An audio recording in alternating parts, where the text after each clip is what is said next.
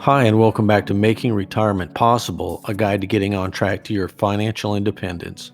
In this video, I'm going to share with you a tax calculator spreadsheet that I wrote to help me keep track of my annual tax situation. You see, there's a common misconception that we pay taxes based on our final annual income and just in that one bracket, but that's not the case at all. What really happens is as we earn through the year, we pay taxes in all the brackets up until our final income bracket. Now, that also makes it a lot harder to do any calculations and determine how much we owe or how much we're owed. But fear not, the spreadsheet in the link below will spell it out for you down to the dollar, and all you need is a pay stub. So first, let me run through some quick instructions. On your pay stub, we need to identify a couple figures.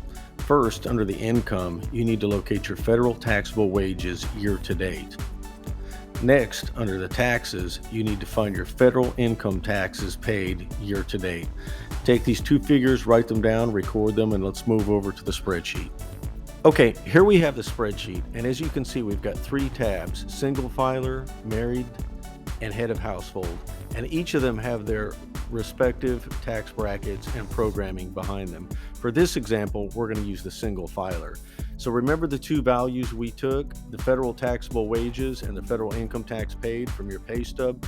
You're going to enter those here and hit calculate. So let's say for this example, somebody made $96,000 and they paid $18,000 in taxes. You come over here, you hit calculate, and what you can see is it separated the different tax brackets and paid respectively. If you highlight all four of these and you come down here, you can see that sums $96,000, which is this. So it correctly separated and paid the taxes.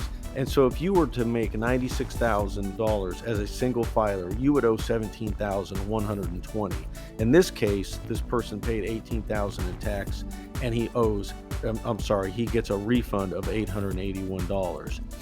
Keep in mind, this is not just an end of year tax calculator. You can use this in January, February, June, it doesn't matter.